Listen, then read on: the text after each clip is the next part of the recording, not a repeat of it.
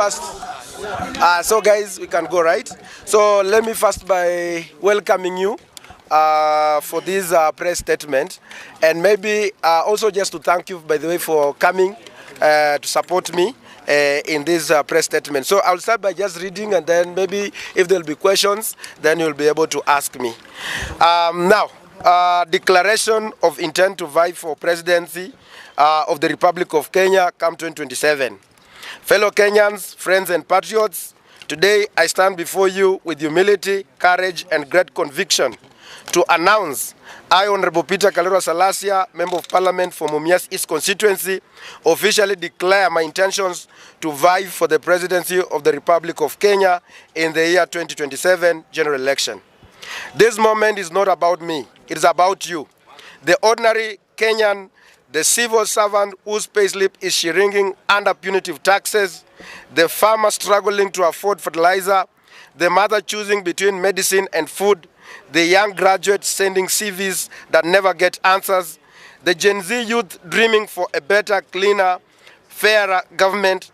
It is about Kenya, a country full of potential, yet held back by broken system, corruption, inequality, and disconnection between leaders and citizens. We cannot continue this way. It is time for a new generation of leadership, honesty, visionary, and bold. My agenda, the 5 pillars of the new Kenya: economic freedom. That one will include lowering taxes, growing incomes. The burden of the Kenyan worker is unbearable. We must ease it. As the president, I will review and reduce pay, NHIF, and NSSF reduction to protect your hard-earned salary. I will expand the tax base through job creation, not overtaxing the few who are employed. Our economic policy will shift from taxation to production and innovation. We must grow the cake before we slice it. No Kenyan should feel punished for working hard. Number 2, universal health care through people-centered SHA. The Social Health Authority, SHA, must not be another burden. It must be a bridge to better health care. I will restructure SHA to align with the real medical needs of Kenyans, not bureaucratic interests. Every Kenyan will access affordable, dignified, and efficient health care, whether in Turkana, Kibra, or Mumias. We shall audit and clean up the NHIF legacy mess and guarantee the transparency in the healthcare funds. Health is not a luxury, it is a right. Number 3, ending corruption. Sealing every leak in government. Corruption is theft from the poor. I will treat it as economic sabotage. Every procurement will go through a transparent, digital, trackable system. I will empower independent anti-corruption agencies, and no scared cows will be spared. Stable public money will be recovered. Those who loot must be held accountable publicly, swiftly, and justly. We cannot industrialize a corrupt country. We cannot feed a nation bleeding from graft. Number 4, education, jobs, and dignity for our youth. Education must prepare young people not just to pass exam, but to thrive in a modern economy. We will strengthen TVETs, invest in digital literacy, and equip schools with modern tools. I will implement a national youth employment guarantee program in agriculture, ICT, and public works. Internships and graduate trainee scheme will be mandatory across government departments and industry. No degree should gather dust. No young dream should die due to hopelessness.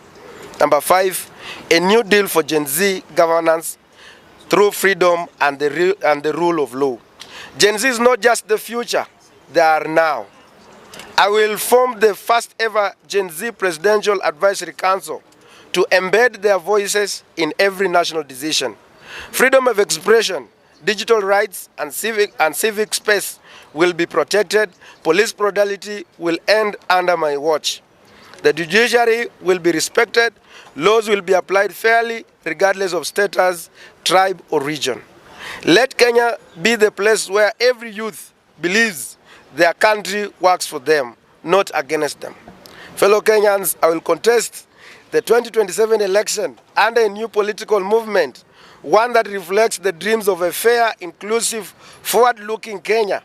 This movement's name and leadership will be unveiled in due course, and it will not be built on the tribal alliance or money power, but on the people power. I invite all Kenyans, especially the youth, the workers, the farmers, the mothers, and the dreamers to work with me. Together, let us make 2027 the year of Kenya's rebirth. Let us turn frustration into hope, despair into opportunity, and anger into action. The time for true transformation is now. God bless Kenya. God bless you. God bless Kenya. Honorable Peter Salasya, Member of Parliament, Mumias East Constituency, 2027 presidential candidate. Thank you so much. Mahesh, thank you for that. And first of all the best for the new journey that you've started. We would like to know, you've never mentioned this, that maybe you wanna vie for presidential seat. Umekuwa ukisema kwa utarudi tu kama MP. But we want to know what pushed you to, of course umesha tusomea manifesto hapa. Kitu kikubwa kabisa kimefanya ukaamua now let me vie for 2027 presidential seat. First of all, because we are not seeing the issues that the Gen Z or the young generation, because first of all, you know that the future of a nation belongs to the young people. And the young people of this country, they are worried about their future, because they are worried about the 30 years from now, 40 years from now, because the systems are not working, and the people who are occupying the system, they are not of goodwill or not working with utmost good faith in order to ensure that, because you remember that in the Kibaki leadership, there was 2030 vision 2030, but we are not seeing the leadership that is looking hard there. But we are looking at people who are self-centered and looking at the people who want, because everybody is saying that Ruto must go. Then who should replace Ruto if it's not Peter Salasya? Because the Kenyans want, or the young people want, a leader who is transparent, who wants his honesty, and who is ready to abide by the rule of law. And that is why I've been looking at the people who want to replace him. And then I say that they are not working. Remember, Peter Salasya has been just like a week or 2 weeks ago, I've been able to traverse the entire Western Kenya. We are now going for another tour of Nyamira, of Kisii, of Nyanza, coastal region, the northeastern, the eastern, and then the Mount Kenya, and then the Rift Valley. And because we've also seen that as much as we embrace from where we come from, the tribal, whatever. But the youth, the young people, are not interested about the who come. Because at the end of the day, when these people get the position, it is about them. It's not about the other people or the entire community. It's about the few cronies, the few friends. And that is what now the young people, in their, what they want is the fairness in their CVs, fairness in their whatever, in whatever they do. And this is what has really made me to come out and say that as a young person, because by 2027 I'll be turning 35 years old. So which means that I'll be in a threshold to hold a constitutional role of being the president of the Republic of Kenya. Remember the countries like Burkina Faso, people like Kina Traore, they are young people, and you see that the darling of the Africans, because they want their country to be self-sustainable. And that is why you see people like in Obama, people who took when at the, because when I take the presidents at this early age, I know I still have like about, maybe by God's grace, I want to get to around 90 or 100 years by God's grace. So which means that I have to live with these people, and I have to maintain the legacy that will enable me to live good in happiness with these people. But these people, the older generation, they don't care. They think about few years remaining, by God's grace, okay, we are not praying for anyone, whatever. And that is what has really prompted me. And I'm a leader who is who knows how to balance leadership. There is time for fun, there is time for leadership, there is time to provide way, and all those things, and all those qualities I do have. I'm a graduate from the Egerton University, and I did Bachelor of Commerce, Banking and Finance, and I also worked as a banker. And I worked as a teller, and even in my history I never stole money from either. I used to get a salary of 50,000 shillings, and I used to handle every day 30 million. So which means that I'm a person who is self-driven, and who has the principle of accountability, principle of transparency in everything. And even for the last like 2 years in my leadership as a member of parliament of Mumias East, you can see when you walk in Mumias East constituency, it is a clear demonstration demonstration that despite of whatever we do on social media, because I like playing also, I like making jokes on social media, but I'm a very serious person when it comes to serious matters. And that is why I see I'm the only savior, God-driven, God-sent leader that who can unite this country and bring people. I know there was some anchors that we were passing around when we were saying this community is doing what, but we have healed. We are now ready to bring all the Gen Zs from Nyanza, from Kisiaya, from everywhere, so we can move together. Maybe Honorable Salasya, thank you so much for telling us your intentions. We have had two issues in this country: independence of institutions. I think kuna venye institutions zingine ziko compromised. You have been in Bunge. What can you say about that? Is it part of, or is it a priority in your manifesto that yes, institutions have to be free? Part of my key manifesto is to respect the independent bodies. And one of the key reasons why this country is suffering is because the independence of these agencies, government agencies, they have failed, and that's why they cannot do what they're supposed to be doing. And if I'm the President of the Republic of Kenya, I will allow the Parliament to do their work, and I will not allow the Parliament to come to the State House. I'll be like the king, will be just like, because I will not allow even the parliamentary grouping in the State House. It will be like a simple, the father of everybody, whether it's the opposition, whether it's in the government, supporting the government, they will be all my children. I'm just saying, I'm not my children, but I'm just saying because of the virtue of being the presidency.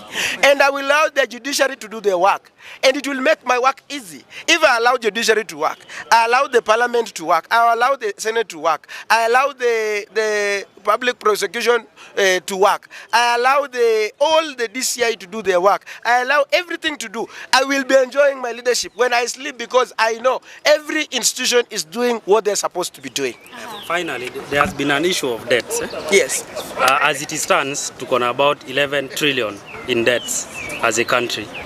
What is your focus? How are you going to focus on that? And precisely, maybe hii imekuwa a policy issue that people are supposed to sit down, discuss before they borrow. But as it stands, it looks like it is dominated in a way that somebody can just wake up, take a loan, ama recommend a loan has to be taken.